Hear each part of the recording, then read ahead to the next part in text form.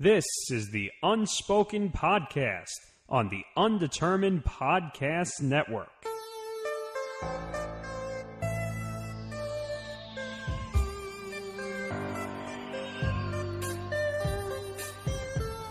You're listening to the Unspoken Podcast on the Undetermined Podcast Network. It's episode number 1, Nick. Yeah, let's introduce ourselves. I'm Nick Federa. Me and my compatriot Tom Albano, we're both grad students at Hofstra University, and this is our grand experiment to see if, just talk in a room and see if anybody gives a shit. So, if anybody gets angry, please don't come at us with torches and pitchforks. Please, we don't know what we're doing. And don't come to our school with those. Yeah, we're busy enough as it is anyway. So, this being the day before New Year's Eve, let's do a little 2016 retrospective on the year in sports. And we should get the people should get to know us a little bit much better than that. Yeah. This is the Unspoken Podcast. This is a podcast where we're going to be pretty much discussing sports and pop culture. Well, mainly sports, but basically anything we care about. Right, which is sports is what we care about. We're two big sports nuts. And once the Undetermined website really gets going, I'm hoping to get the sports section going with that. And I'll be there with the nerd ephemera and everything. So hopefully this will work out. And we should state that Hofstra is actually how we know one of the guys behind Undetermined, Mr. Nick Morganson. And he's the godfather of all this. He's the one who roped us both into this. So if you have any complaints, just send them to him. Yeah, don't send us hate mail, please. Yeah, please. I can't. My constitution's fragile. All right. Anyways, you were saying about 2016? Yeah, 2016. It's the year in review, and goodness gracious, the things that happened this year. And I gotta say, the moment. I mean, think about all the things that happened. The Super Bowl last year seems like a lifetime away, doesn't it? I know, it seems so far away. I mean, the most recent Super Bowl even seems so far away, and we got the next one coming up already. Yeah, I know, and you almost forget. Hey, Peyton Manning played in the game just a year ago. Right, and now he's no longer in the NFL. Now he's baking cupcakes somewhere. Yeah, I do love that commercial though. He owns Papa John's franchises, so it's everything else is just money in his pocket. So absolutely, all the power to him. As a postgraduate student, I can definitely appreciate the hustle for money. 2016. I mean, first of all, everyone's calling it the year of celebrity deaths. Yeah, unfortunately. This last few days haven't even been the best when it comes to that stuff. It's like this year's been racking up a huge body count for no reason. It's just, oh, God. I just need it to be over. I do. Well, don't worry. We're recording this on December 30th, so by the time this is up, by the time it's up, we will be well into 2017. So if anything happens between then and now, so just don't blame us. Yeah, I'm knocking on wood right now, hoping everything will be fine. Yeah. Okay. So 2016, you're right. We have had a lot of great sports moments. I mean, 2016 was probably one of the most interesting years for sports there was. I have to honestly say that from my heart. It really was. I mean, despite what you might think about what went on in the year culturally, whether it's a good thing or a bad thing, you got to admit, sports, it felt like anything that could happen did happen. Or the most unexpected things that could have happened. So, let's start with February. As you said, Peyton Manning goes to Super Bowl 50. It's his last game, and he wins and goes out on top. And that's actually, keep in mind, after a season where he didn't play well. Yeah, he basically was the defense was what carried him to the championship. Let's not make any mistakes here. And let's not forget, there was a certain quarterback who also played a pivotal role in that. Yeah. I'd say Payne only came back from the playoffs, really. The season was a large contributor was Mr. Brock Osweiler. Yeah, and he got paid for that. He did. He got paid for that. And look where Brock Osweiler is now. Now he is on the Texans benched for some guy named Tom Savage. I guess that's just how football goes. I guess, I can't. It's the sport of the unpredictable, where seasons pretty much change on a dime. I mean, within a play, actually. Absolutely. It doesn't help that it's not as long as the MLB, the NBA, the NHL. Yeah, so you live and die with every week. Absolutely. I mean, it's one of the most unique things about it, but it's also one of the most polarizing things about it too. You either love it or you hate it. Yeah, and you started to hear a lot of the people that hate it a little bit louder because of everything that went on with the Super Bowl with Cam Newton basically pouting, and all the old white men sportscasters in America were basically shitting their pants because the kid showed a little disrespect. And not that I'm going to contribute to hot take land, but it did get kind of ridiculous. I guess dabbing gets you nowhere. Yeah, we can do. What are you gonna do? What are you gonna do is right. But it's funny because you have to realize, this just came to my head. When it comes to superstars going out on top, I mean, it's not just Peyton Manning. I mean, for the last year and a half, I would say, like in the last year and a half, Derek Jeter had his walk-off game. Yeah. At the last home game at Yankee Stadium. You had Peyton Manning going out a Super Bowl champion. And then in, I think it was April, you had Kobe Bryant pulling up like... Well, he didn't, yeah. Yeah, but I mean, he pulled up like 60 points in his last game and helped make a comeback. Yeah, but are we really going to be judging that by going out a championship or going out by having a really good game? Because the field kind of narrows if you're going out with a championship in your last year. I think it's more just about going out with a bang. With just a really good game? I mean, that's difficult because, I don't know, football's just... It's weird because football is just such a different sport. Because it's like, if you play for the team, you have the ring. Like we can talk about how it was the defensive play in Super Bowl 50 all we want. Peyton Manning still has a ring. Yeah, he was still quarterbacking that ship. So right, even though, as we said, Brock Osweiler pretty much led the regular season for them. It reminds me of poor Tim Tebow. Oh God, don't remind me. And for those of you who were unaware, Tim Tebow became a news item again in 2016 because this man just can't seem to go away. Tim Tebow joining the New York Mets. Oh, goodness gracious! Who would have thought that would be the biggest news headline grabber for the Mets this year? And mind you, we're both Yankee fans, so we can point at the Mets and laugh. But you have to have this neutral thing. Yeah, here, and the specter of neutrality, at least the appearance of it. Right, but at the same point, as I said, taking it from a neutral perspective, the Mets did do better than the Yankees in the last two seasons. They did. They really did, and it takes something to be really. I'm just going to come out and say it. I'm jealous.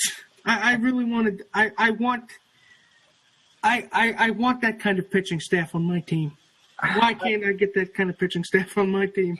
It's funny because I remember having a discussion with somebody back in my undergrad, and I think it was like 2014-ish. Was it 2014? Yeah, it must have been about like fall of 2014 because I remember like the Giants were doing pretty bad, and the Yankees were out of the playoffs again, and the Mets weren't where they were the last two seasons. Someone was saying, as a New York, as like a city, New York, we're just going to have to get used to not having the sports success anymore. Yeah. And it certainly looked that way. and now suddenly the Knicks got Derrick Rose and Kristaps Porzingis, and there's Derrick Rose, Kristaps Porzingis, and then somebody else. I'm not a big NBA guy, so. No, I guess you could say. See, you can't really say that because those moves we haven't really seen those moves for the Knicks pay off this year yet. So yeah, it's still December. It's hard to tell. I mean, right. But I mean, you know what it is about Yankee fans. We're also, and this takes a fair bit of self-reflection, but we're an impatient bunch. We really are, especially those who are our age who were used to the Yankees pretty much competing for the championship every year. But I have gotten a little patience. I've gotten a lot of patience, actually, because I just now want to see these young guys play. Tyler Austin, Aaron Judge, Greg Bird. Gary Sanchez. And heck, for the last few years, my eye hasn't even been on the Yankees because my eyes have been on guys like Mike Trout, Bryce Harper, Jose Altuve. Like, this is like a new generation of baseball athletes who are coming out. Going to get a lot of people paying attention to the sport that haven't for years. I really hope this gives baseball like another surge. I really, really hope. See, everybody I'm hoping that Gary Sanchez ends up being that all-star guy, that can't miss kind of player that Trout is for the Angels and Harper is for the Nationals. That he's that guy. I hope he survives the sophomore season. I hope he doesn't get a sophomore slump. He was hoping. I mean, going into this year, going into the year in review, I really didn't think that. I figured that the Yankees were going to miss the playoffs, but I didn't think that I'd have a lot more hope. You didn't think we were going to get so close? Than I did in April. You didn't think we were going to get so close? Yeah, it's like I have a reason to be excited about this team again, and right. And that's always a good thing.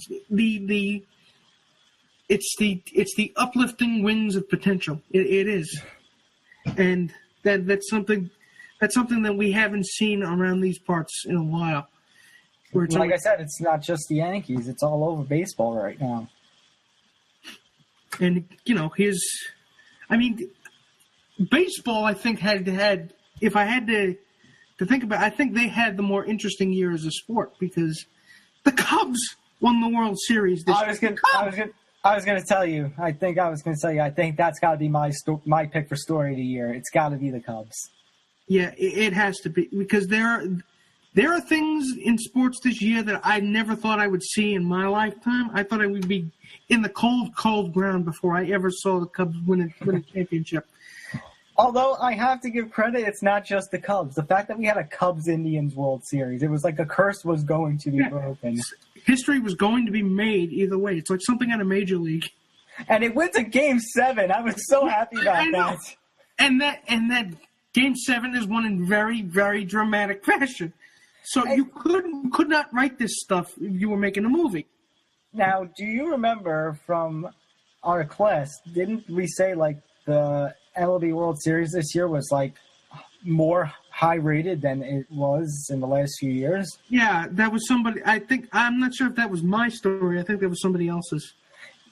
We had a class, and part of the class we would go around and share sports stories. And I think that was one of the stories that we had come across is that the World Series this year was higher rated than some of the past World Series, even I think combined. I mean, this World Series, I have to say, was probably one of the best World Series I have ever seen in a while.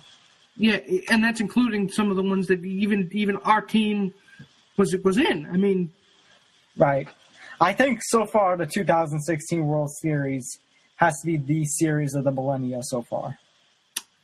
Of the year, definitely of the millennia. So it's like since 2001. Yeah, since 2001 or since 2010.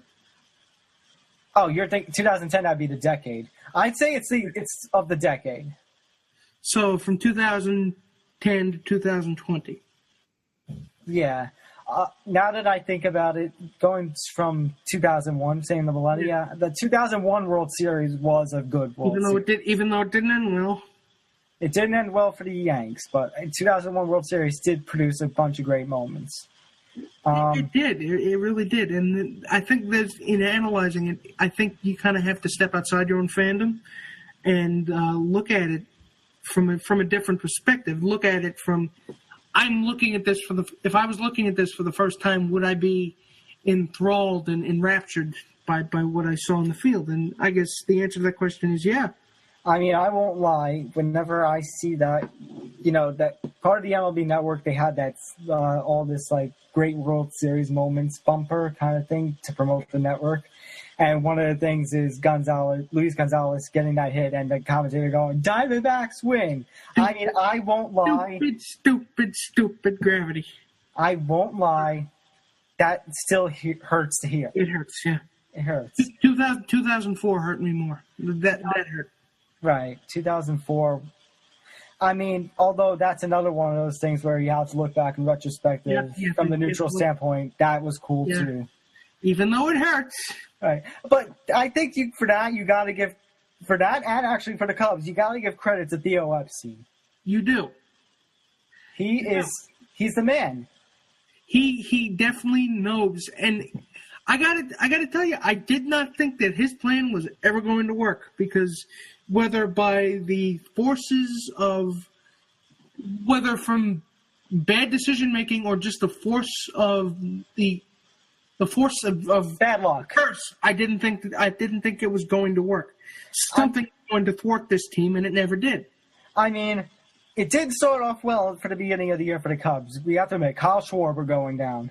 Yeah. You got to think that there were a bunch of people on the north side thinking, "Oh God!" It was like, okay, here we go. This is where it starts. It's over before it even started. But honestly, I mean, now the only one who can screw up Theo Epstein's career is Theo Epstein. Yeah, he's God in Chicago now. He's God in everywhere. He's God in baseball. I wouldn't say that. I mean, in Boston, yeah. In Chicago, yeah, but not here in New York. Okay, here in New York, still Cashman. Yeah, even I don't hate Cashman like a lot of Yankee fans seem to. I don't understand why they do. I just don't get it why they think that this man is the reason why this team has not been able to make the playoffs the last 3 years.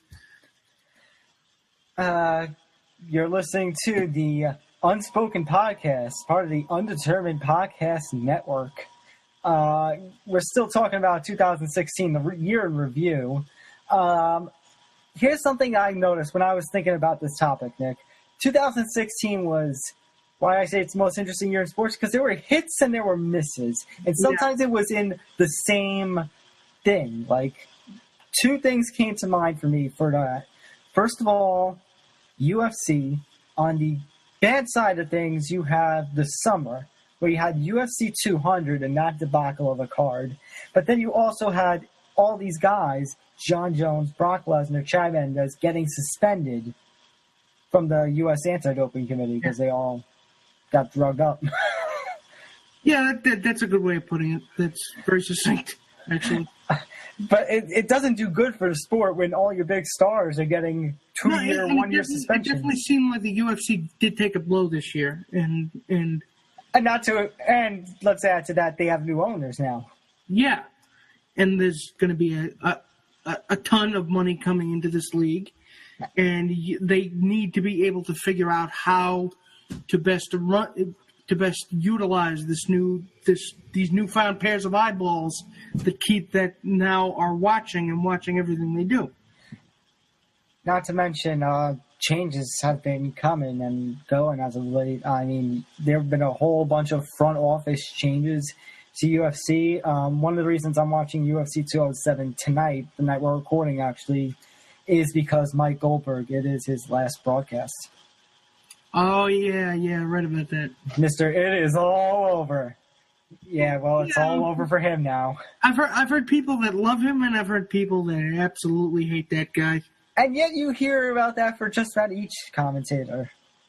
Yeah, I guess you can say that about. I guess you can say that about a lot of commentators. In fact, going off that subject, what do you think was the best sports broadcasting call this year? Oh man, that's tough. That's tough. Because here's the thing. I want to give it to the Cubs again with the final out call. I want to. But I think Joe Buck talks just a bit too much. He kind of steps on it. It's like when he threw it to the first base and he yelled, "The Cubs are world champs." If that was it and that was just pure silence after that, I would give it to him in that call. But then he talked about something else and he went 5 seconds longer, and I think it was 5 seconds too long. Yeah. I guess you could do. I guess in that sense. I mean, I've never called a game before, so I wouldn't know the rhythms. But I'm guessing he was trying to say to himself because he was trying to say it because his own mind hadn't caught up with the fact of what he just saw. Right. Which, let's face it, I can't blame him on that perspective because I don't think anybody could believe what we just saw. He had to make sure it was real. I don't think I can give him number one, but I will give him an honorable mention. But I do have a number one, though. It's a little bit out of left field, and it's later in the year, but... Okay, let me hear it. Yeah. It's Kevin Harlan. It's Kevin Harlan calling the idiot the block shot? Yeah, the idiot running on the field during the Monday Night Football game, the 49ers and Rams. Oh, okay. That is, see, as much as sportscasters are taught to kind of stay out of the way and let the moment happen, let it happen, there are times when a call can make an ordinary moment into something extraordinary, and that is 2 minutes, my friend, of pure it's auditory bliss. It really is to watch Kevin Harlan call a drunk asshole running on the field as he's calling the Super Bowl. It is pure genius because let's remember something about that game. If you do remember, that was a boring game. But then the drunk guy goes out on the field, and for 2 minutes, less than 2 minutes, he is energized. And Kevin Harlan doesn't get the kind of respect that he deserves as a broadcaster. Being able to imbue the kind of gravitas to that moment, to a drunk guy running around on the football field, that's amazing. Which game? Who was playing in that game again? That was Rams and 49ers. Rams and 49. Well, that's why it was a boring game. You could have picked two worse teams.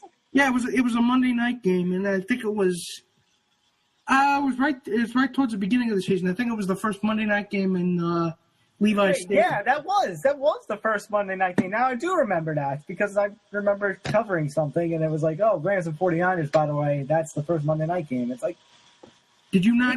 You've heard that call though, right? I believe so. I mean, I'm sorry. No, I'm going off on another tangent. I guess that's another thing to talk about for 2016. My God, did we see some of the best, but also some of the worst football we've ever seen. Oh, goodness gracious. Not so much bad as it is boring. Yeah, that's better to put boring. I mean, I think they have got to be more selective with these primetime matchups. And the Thursday night games. Let's be honest with ourselves here. Either cancel Thursday night, or someone had the suggestion, just make it rivalries. Don't try to do any creative stuff. Don't try to bring any attention to less attended teams. Just make it about a rivalry night. Like Wednesday night, like the NHL, they have Wednesday night rivalry on NBC Sports Network. And that is good. That's good hockey because they make sure it's good hockey because it's a rivalry. Rivalries are good. And rivalries, you're guaranteed to see fights and stuff and scuffles. Yes. They put asses in seats and put eyeballs in front of TV screens. But anyways, so I'm trying to go through like the rest of the year and see what I think could have been the call. I as I said before you went on your thing, I think maybe the block shot for Cleveland when LeBron James ran down the court and blocked. Who did he block? It wasn't Curry. Was it Draymond Green? I think it might have been. I'm not sure if it was Curry or if it was Draymond Green. I'm gonna have to look at it again. Yeah, but anyways, I was saying he blocked the Warriors shot. That's what I was trying to say. He was blocking the Warriors shots. I mean, that was unbelievable. It's like, I don't know. I think that was another big thing about this year because LeBron has always been seen as a villain since he made the decision. Yeah. He was always a villain in my eyes, even when he went back to Cleveland, because it still smelled like sellouts. And yet, you watch the Cleveland win a championship finally, and you watch Golden State and Stephen Curry's wife complain after all that. It's kind of like, it's weird. It's like a double turn. Suddenly LeBron became the hero and the Warriors became the villains. And Steph Curry became the villain. It's like, it was so weird to see. It is weird. And hey, we forgot to mention, that's another thing I never thought I'd see in my lifetime, where Cleveland won a championship. Cleveland, 2016 was Cleveland's year. Exactly. The greatest regular season team in NBA history, and they dropped them like a bad habit. Not just that, but let's think. 2016, Cleveland Cavaliers, they win the NBA Finals. Cleveland Indians, they win the American League Championship. Stipe Miocic, the UFC fighter, who is from Cleveland, is now the UFC heavyweight champion. You cannot tell me that Cleveland has done some amazing sports things this year, and then the Cleveland Browns happened. Well, God's cutting them a break, but just not too many breaks, you know? Right. If the Browns had been a Super Bowl contender, then I would have thought, okay, some wizard somewhere is casting a spell to make sure that this happens, because there is no way, without magical assistance, that the Cavs, a local UFC fighter, the Indians make it to the World Series, and the Browns win a Super Bowl too. There is no way that is happening in the same year. Although I will admit, I think I felt a little good for the Browns when they beat the Chargers.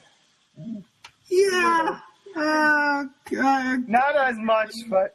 You take your blessings where you can find them, I guess. I mean... Also, if you have people who hate Phillip Rivers in your family... Present. Yes. Then again, it's just I hate that face. I hate that smug face. I just want to introduce it to a brick. Maybe it's just the New Yorker in me, but I just can't stand it. But the funny thing is, though, if I was a Cleveland fan, I wouldn't really be that pissed off that the Browns are terrible. Because look at the amazing things that Cleveland's been able to see this year, and they'll never be able to see it again. True. I mean, you got to take this year for what it was. And as much as the Cubs won the World Series, as much as I'm not an NBA fan, as much as I am for other sports, I think this was Cleveland's year. I think if I have to give like a Sports Town of the Year award, I think I got to give it to Cleveland. Those are 4 words you will never, ever hear. This was Cleveland's year. And those words just came out of my mouth, and I didn't even think about it. They were just going. It's like they taste wrong. It's like, ah! It's like, wait, what did I just say? I'm not dreaming, right? I just said it was Cleveland's year. I mean, you got to give over to Chicago, though. I mean, Chicago also I got to give some credit to. Over the last 10 years, they've even had some titles. You had the White Sox win 05, you had the Cubs win this year, and you had the Blackhawks take, 3 Stanley Cups. Yeah. So you can't really say that you're a long-suffering Chicago sports fan because you've had moments to celebrate. Yeah, you can't say that anymore. I mean, you also had the Bulls and 2 3-peats in the 90s. Yeah, the only town that I think you can say is suffering now... Again, for Chicago, the low team, the NFL, the Bears. Yeah.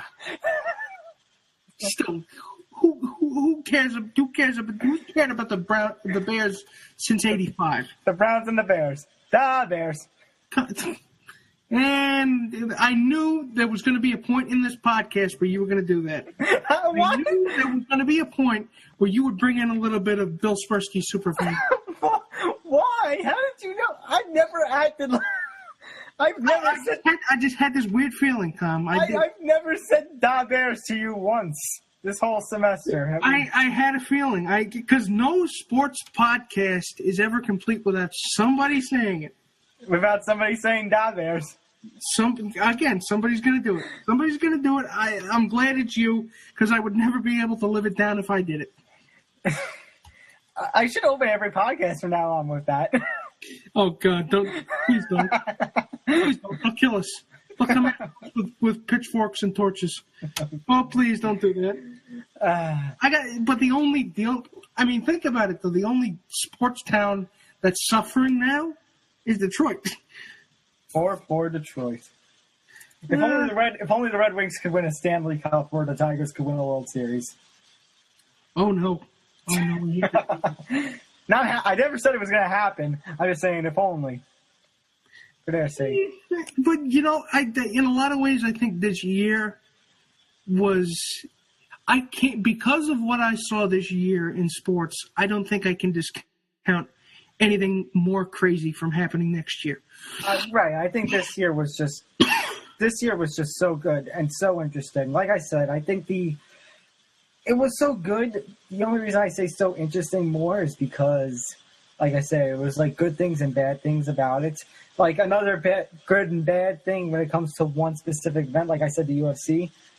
We also had the Olympics this year, and there were a lot of great athletes who performed. You had Usain Bolt, Simone Biles, Michael Phelps. You had all their great success. But then you had things that overshadowed the games. Yeah. You had all the political stuff, all people getting sick, You had the water turning green in the middle of the Olympics. Yeah, and just so our listeners know, we've seen the guest speakers that we've had in one of our classes. A lot of them have actually worked in Rio. And the funny thing was a lot of them were saying, yeah, it's a lot of work, and we're really sure if we wanted to go. We knew somebody who thankfully stayed in Connecticut. Yeah. And it's like... Thank God she did. Thank God she did. Let's face it, I honestly would probably have a really hard time. I didn't think it looked too bad when Rio did the World Cup, but then you heard stories behind that, and it's like, if they struggle with something like the World Cup, what makes you think they're going to pull off the Olympics?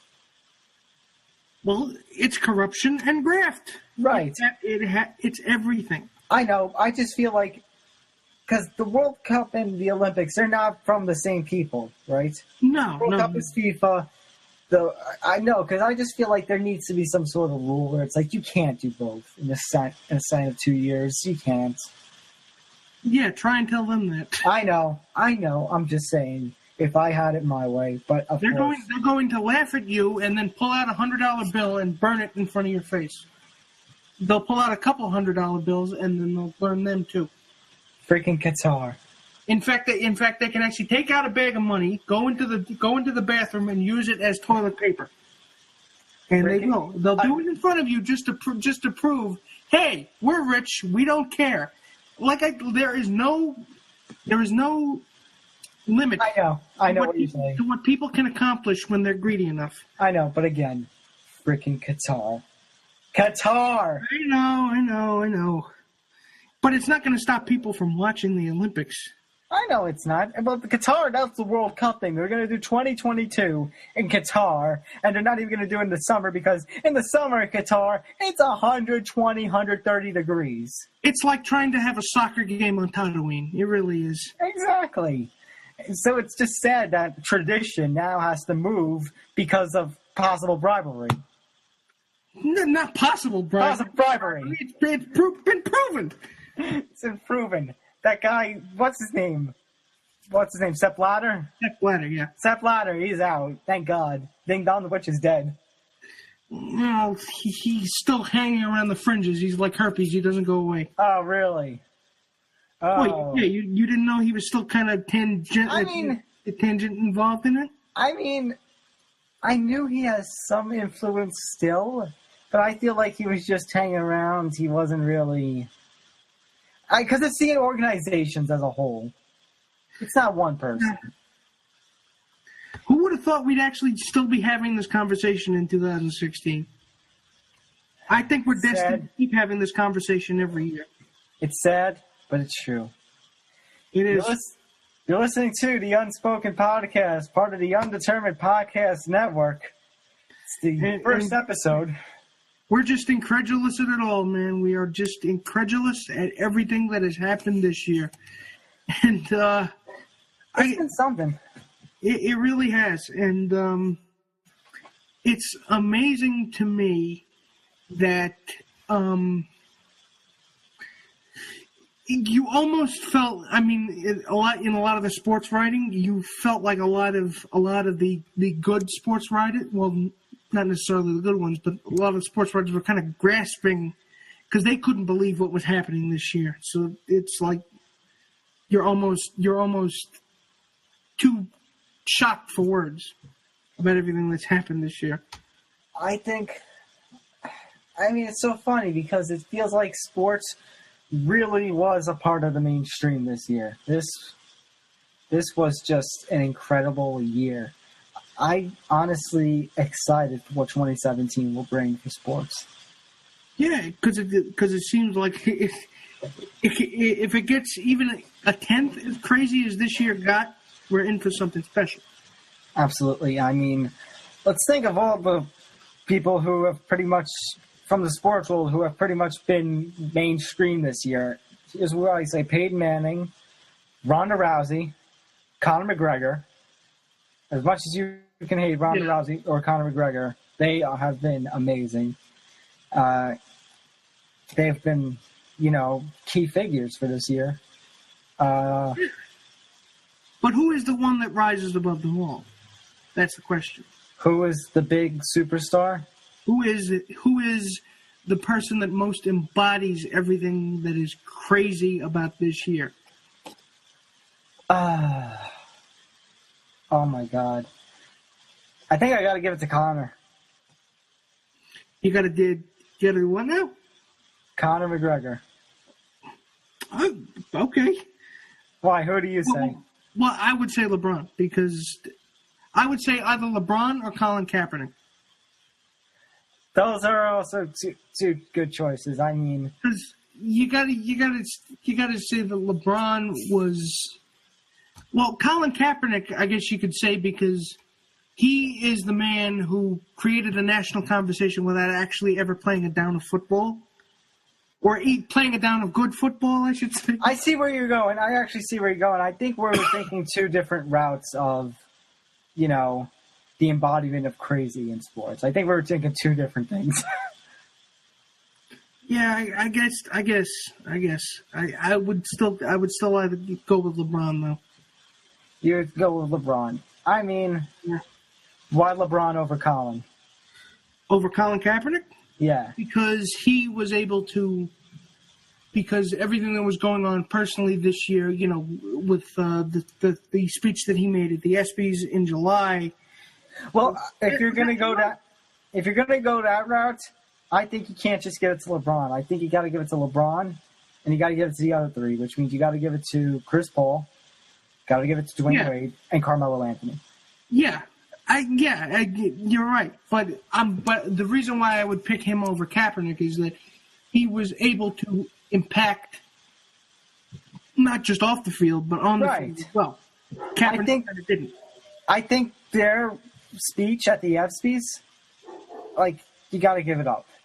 Yeah, you do, and as much as people love to criticize, I mean, I just couldn't find a damn thing wrong with what they did. Honestly, I think they handled the situation better than Colin Kaepernick did. They did, and it's not that I disagree with what Colin Kaepernick was trying to do. I just feel like there was a better way to do it. Express that point, and they hit upon it. They really did. I think, you know what? Honestly, if I have to pick one moment for something non-sports that happened on a sports scale, I think that has to be my moment. The speech at the ESPYs. Really? I think so. It was, because I guess you could say that, because, the ESPYs, ESPN promotes the hell out of it, and the fact that they were able to stop the program for a good solid 10 minutes to talk about this. They didn't even start the program. It was at the beginning. Yeah, still you're delaying the program by 10 minutes. Right. And that 10 minutes is very, very expensive. Delaying John Cena's monologue by 10 minutes. I also have to say, I rarely ever watch the ESPYs because sometimes it just doesn't attract to me. This year's ESPYs, I think, honestly did a really good job. This was a great ESPYs. Yeah, for me at least, it was because of that speech. And I paid attention to the rest of the program. I mean, it was that speech. I think John Cena was an absolutely hilarious host. His monologue. If you ever, I guess you didn't see the monologue he did again. I did. I can't remember because I haven't checked in it. But I do remember laughing at it though. He was just great. I think they made a bunch of the right choices for the award winners, and even then, it was just a very competitive award. Like everybody, everybody had a shot. Yeah. The Muhammad Ali tribute and the tribute to all the other sports athletes who were lost since the last ESPYs. And there were a few of them. Right. But at least they were able to do it tastefully, and it doesn't always end up like that, especially with ESPN. And they had the special awards too. There was the what's it called? It's the Arthur Ashe Award. I know there's that. Yeah. There's the Arthur Ashe Award. I think there's another award that they do. Yeah, what's it called? Oh. But I know didn't one go to Craig Sager? Yeah. One went to Craig Sager, and he had that speech. And, here we are, December 30th, 2016, and we're not far away from hearing that, he passed on. Now, it's like Stuart Scott's speech all over again. It is, and I dread to see who will lose this year, this coming year. I mean, I do. And then the other award that they gave out, one of the special awards that they gave out, there was like this. I think he was a high school football player in Texas, and he gave up like his life to save like a few girls, like in shooting. Like honestly. You give like they were saying, like he had a future ahead of him, but to him, the game, was the game, and there were more things more important than that. Ultimately, it cost him his life, but honestly, like that's a hero. He was a hero. He died a hero. Yeah, and yet, I guess if we could sum up, what do you think is the best phrase or word that describes what we saw in sports this year? You go first. I've always been first this podcast. Well, I would have to go with impossible, because impossible just sums up everything that I didn't think I was going to see in my lifetime that actually did happen this year. I'll go with unbelievable then. I'll go with unbelievable because honestly, it's like, I don't know. I mean, there were things where I was excited to see, where it's like, I don't believe what I just saw. Yeah. There were disgusting things where it's like, I don't believe what I just saw. There were shocking. In a good way and in a good way and in a bad way. Right, and there were shocking things that it's like, I can't believe what I just saw. Yeah. I think that's got to be the phrase of this year. It's like I'm hearing the World Series clip right now. I don't believe what I just saw. Yeah, nice one, Jack Buck. Let's see if we can get you to do almost like, because this is the first pod. Let's see if we can get you to end every podcast with an impression of a sportscaster. What's next? So you're gonna have me? I'm gonna pull out Keith Jackson next. Pull out Keith Jackson. You gotta do John Sterling. You gotta do John Sterling at some point. Oh God. You could do Boomer, but you could probably just end up grunting for 40 seconds. And No, I'll do Boomer right now. It's a fumble. Oh God. Christian, no, I got a new Mad Dog. Yeah, this is basically what this podcast is going to be about. It's going to be me impersonating everybody. Yeah, I'm just going to make him dance like a puppet. This is what it's going to be, folks. Speaking of which... Strap in if you're in, because if you're not in, then just run. Run for the hills. Speaking of which, you're listening to the Unspoken Podcast, part of the Undetermined Podcast Network. All right, Nick, so... Stupid question, but do you have any predictions for 2017 in sports? Any predictions for 2017 in sports? I do believe that the Yankees will make the playoffs, but be eliminated in the first round. Okay, interesting. The only thing, like 2017, right now, of course, on our minds is just really the NFL playoffs. Dear God, even if it means the Giants don't make the Super Bowl, there is only one thing I do not want. I do not want a Patriots-Cowboys Super Bowl. That's it. Oh, God. You have to remind me of that now? Now it's going to be stuck in my head. Honestly, I will be happy if the Giants don't make the playoffs as long as we don't get a Patriots-Cowboys Super Bowl. Please. That's it. Please. I don't want to watch Patriots-Cowboys. That's my only wish. The sanctimony that would rain down upon us would be suffocating. It is. Hell. Bonus points if the Giants eliminate the Cowboys. Bonus points. Honestly. Because here's the thing. I am sick of everyone talking about how good the Cowboys are. Thank you. It's not that the Cowboys are not good. It's just I get it. You made your point 15 goddamn times already. All right, I got it. Not just that. Hang on. I have my phone here because one of my friends from undergrad pointed this out to me. You have to look at their schedule. You're talking about how they're like 11, whatever it is now. What is it, 13-2 now? 12-2, I think. 12-2, 13-2, whatever it is. It's Actually, no, wait a minute. I have it right here. It's 13-2. Oh, it is. Oh, yeah. That's the last week of the season. Yeah, because I wasn't counting the game they already played. But like they were talking about like how one of my friends, he found this weird thing that ESPN did. Let me look that up after, but let me look up the Cowboys schedule right now. Let me go back to my point before I go on to something else. I can't believe I'm actually saying that. But let's check the schedule. Let's pull a Woody Page. Check the schedule. Yeah. You gotta spike your hair up if you're gonna do Woody Page. Check the schedule. Okay, let's see. The first game they lost to the Giants because that guy forgot how to play football and didn't run out of bounds. Yeah. Like you said though, you can't spell Dallas without two big L's. I loved when I said that. That was his line, folks, not mine. That was my.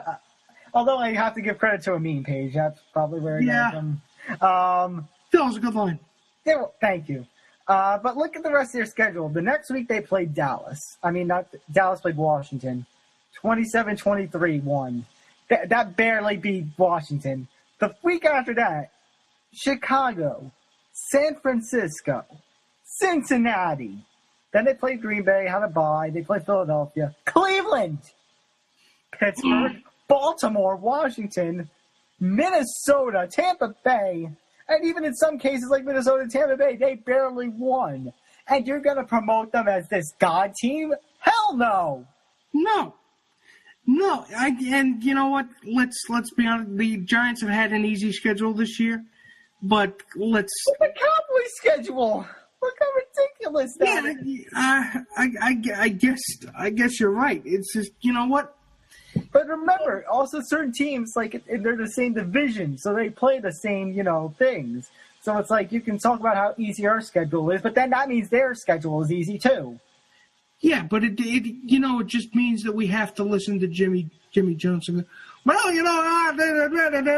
Cowboy every Sunday. Well, like I said, that just means all we got to do is beat them for a third time and knock them out of the playoffs, and then that's it. We proved our point. Somebody has to. There is somebody out there, if not the Giants, that will be able to wipe that smirk off Jerry Jones's face, and when it happens, if it happens, it's going to be glorious. And it's going to enter the number 1 seed, so it's going to happen in Jerryland. Someone's going to put a bulldozer right through Jerryland. Because I know Jerry Jones is the type of person, you put a mustache and a cowboy hat on him, he's Yosemite Sam.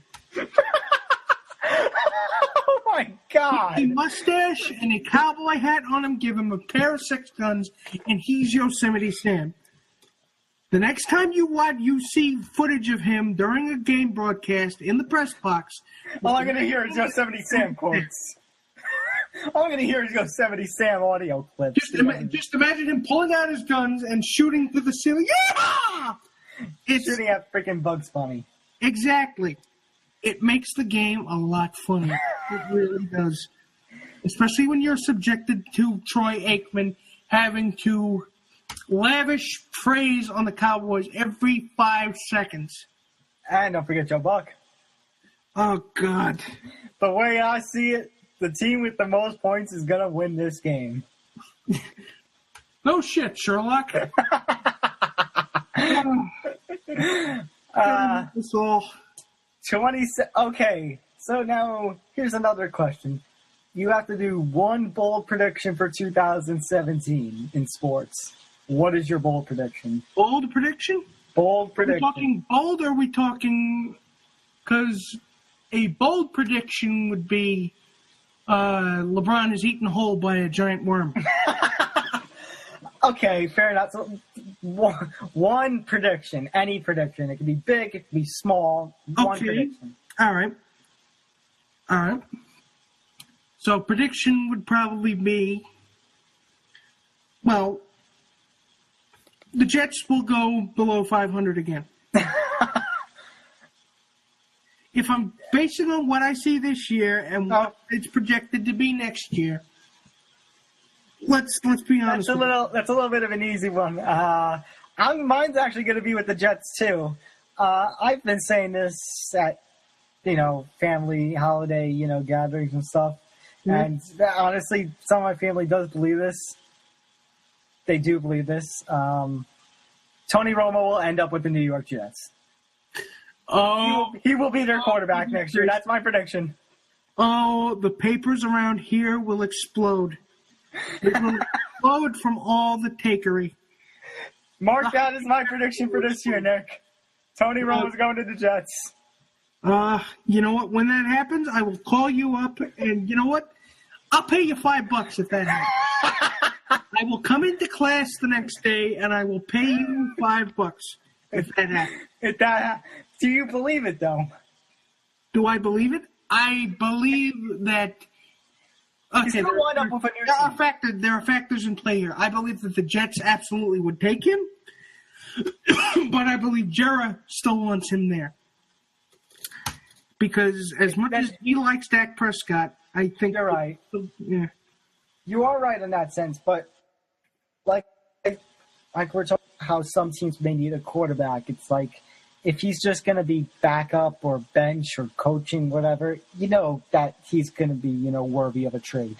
Yeah, he is. He's going to, the way you put it, it makes it seem like it's that much more possible. Come on. The Jets are going to be fucking desperate. You're right. You're right. The more you say it, the more it makes sense. Let's look through the Jets quarterbacks right now. You have Geno Smith, who wasn't even the same after he got punched in the jaw last summer. Oh, God. By his own teammate. By his own teammate. And then that own teammate, after he got released, went to the Bills. Oh, look who's there. It's Rex Ryan. And, of course, the Bills eliminate the Jets out of the playoffs in the final game of regular season last season. You have Fitzy, who, let's face it, Fitzy, I don't see any talent in him whatsoever after the season. The only person who achieved great things while having the name Fitzy was F. Scott Fitzgerald. That's true. Your name is Ryan Fitzpatrick. You are running a hedge fund in Boston. You're not a successful quarterback. Not a successful quarterback, indeed. And then let's see. You know, who else is there? Got Bryce Petty. Yeah. I was going to say, that's who it was. I was looking at the roster right now. Bryce Petty. And we all know what happened, was it last week where he got injured? He got roughed up. He got hit in the knee, right? I think it was the knee. And then you got Christian Hackenberg. Penn State boy. Well, let's see. August 27th against the Giants. 6 for 16, 105 yards. A passing touchdown, but also an interception. And then you have September 1st against Philadelphia. 11 for 31, 54 yards. An interception. And he got sacked once. And he had a 15-yard carry.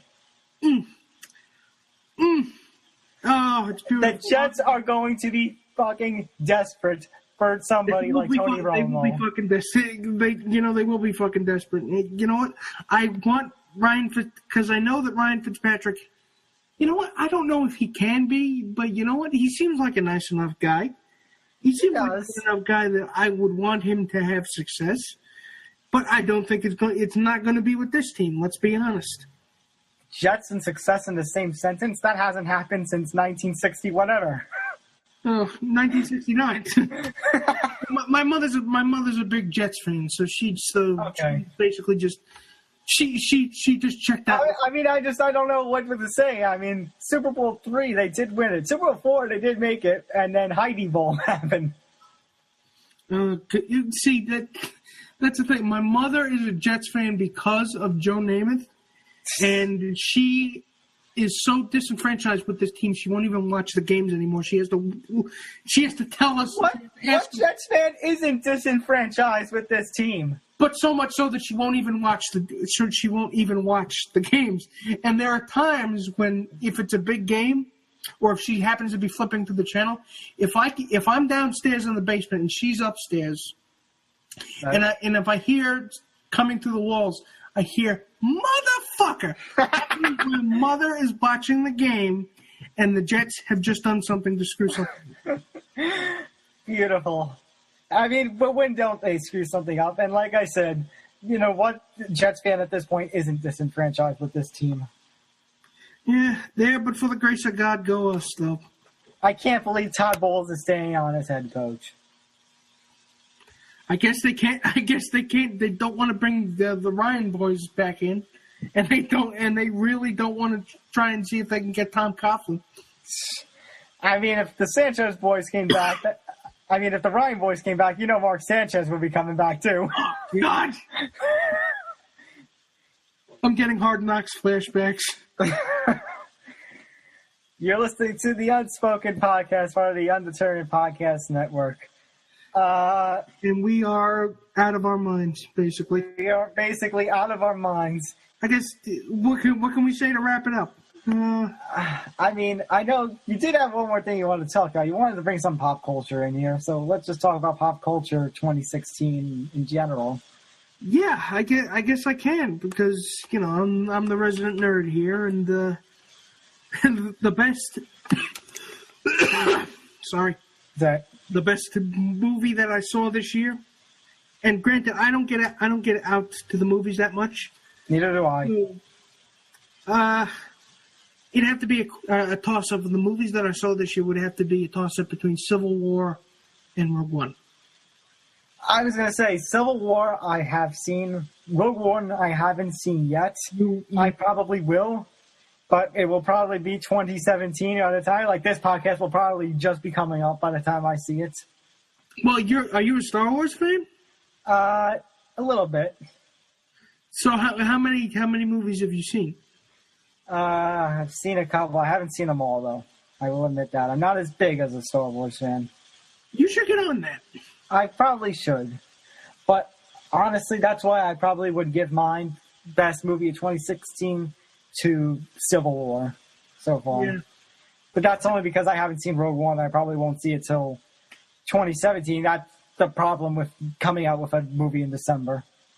Well, well, we got time off now, so I guess you can go see it when you want to. Absolutely. But I mean, so far we'll have to give it to Civil War. I mean, first of all, funny story. I go in wearing a Captain America T-shirt, and yet I went out of that movie theater supporting Iron Man more than Captain America. Really? Yeah. I don't know if I could say support, as in I just felt really, really bad for Iron Man because of the Mission Report, December 16, 1991. Oh, I guess That's the other thing. That's the other good thing about that movie. We got that meme. We got the December 16th, 1991 meme. That became a meme? Yes. Oh God. I gotta keep up with this stuff. I can't. I really can't. 2016, we had memes aplenty, my friend. Boy. That's a funny thing where what does it say about the time we live in? The best movies of the year are comic book movies. Granted, I'm very, very happy about that. Right. Because I've been reading this stuff since I was 5. 2016, heck. You know what? One of the things I got for Christmas was those like the Atari and the Sega Genesis, like not what's it called? Because you know how they have the new NES out or whatever? It's like the NES. Yeah, it's basically 20 games in one. Right. It's staff for Atari and Sega Genesis, what I got. Oh. But I'm trying to get a whole point of this. They're bringing electric football back, like the things where it's like you lay this thing on the field and you turn it on, like the electricity on, and you see all the players moving. Yeah. It's a resurgence era. All these old things coming back. Nostalgia is a powerful force, my friend. Nostalgia is we're going to go through these phases again and again. Soon you're going to hear 90s style music again. Oh, God. And people have started to be nostalgic for the Backstreet Boys. I mean, it won't replace the actual 80s and 90s music. I'm saying you're going to hear those styles come back again. Like, we're just going to be in a never-ending loop now. Well, that's how these things usually go. I mean, you're talking to somebody whose musical tastes pretty much...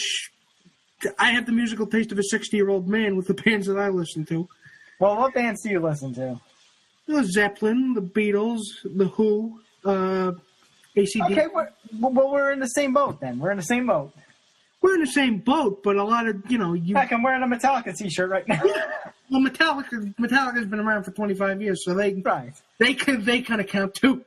But with guys our age, you talk to other people about the kind of music they listen to, and they look at you like you got two heads. Oh yeah, but I mean, I think that I don't know. I mean, like everyone's starting to have their own style now. It's like different cliques with our generation. It is. You're either in the classic rock clique, or you're in the techno clique, or you're the hip hop clique, or you're in the modern rock, the heavy metal cliques. And everything is just so segmented. It's hard to keep up with what's new. And it's like every other week there's something on the Billboard charts, somebody that I've never even heard of. Like, well, not just that, but I mean, in the 90s, if you look at the Billboard charts, they were like all over the place with genres. It wasn't just hip-hop or EDM or whatever. Like, number one could have been a rock song like Zombie by the Cranberries. And then you could have had something like Ace of Base, which is like this weird, popish thing. Hey, kids, remember when Smash Mouth was a thing? Guess what? Smash Mouth is still a thing thanks to memes. Oh, God. Have you not seen the Geico commercial? Yes, I have. I have. And now you have all these weird videos about All-Star, my Smash Mouth. Yeah, I was just watching those YouTube videos before I came on and did this. So, hey, it's a wide reach. It's like what is it? All Star by Smash Mouth, but every time he says "Hey now," the video it distorts and raises up 5 kilobytes or whatever. The video gets slower. But somebody, think about it though. In a couple of years, they're going to be in a couple of decades. They're going to be people in old folks' home listening to All Star. There's going to be a 70-year-old guy rocking out to Smash Mouth. There's going to be 70-year-old guys rocking out to Nickelback. Think about that. Do I want to? I'm already feeling old enough, okay? I'm already feeling old enough, and I'm only 22. Well, I'm 26, so how do you think I feel? Okay, well, I'm still not that far. I have the musical taste of somebody twice my age, though. So I've never really fit. I've never really. Well, if that's the case, then I have the musical taste of somebody 3 times my age. That's a good point, but my point is I've never been cool. That's the whole reason we're doing this podcast, people. We are tragically unhip. I wouldn't go that far. I'd say we're characters. Yeah, you're a character. I'm just tragically unhip. I'm a character. I play characters. I impersonate sports people. Hey, if it gets you people to buy you shots at a bar, it works. Hey, Keith Jackson. Whoa, Nelly. That will never get old. That will never get old, folks. I think that's a good point to end this at. If we just impersonating Keith Jackson. That's, I think, a good point to end this. So, thank you all for listening to the very first episode of the Unspoken Podcast. Make sure to give us a follow at Unspoken Podcast. Like us on Facebook. I believe it's the Unspoken Podcast, but our @ on Facebook is the same as the Twitter @ Unspoken Podcast. And log on to the Undetermined.com when it's once it's up and ready. Once it's up and ready. As you said, I'll be writing the sports section. Nick will be doing the pop culture nerd things. Yeah, whatever it is I do. I'm figuring it out.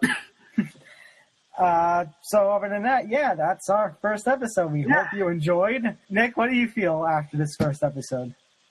Here's hoping we can do this again. Here's hoping they don't hate us. Here's hoping that we'll just have a long run. Yeah. Here's hoping that maybe one day we'll be doing a live stream from Hofstra. Yeah, hopefully we'll be able to do that once the semester gets underway. I thank you all for listening in. I'm Tom Albano. For Nick Federa, thank you so much for listening in. This is the Unspoken Podcast, part of the Undetermined Podcast Network. We'll see you on episode 2 next week. Night, everybody.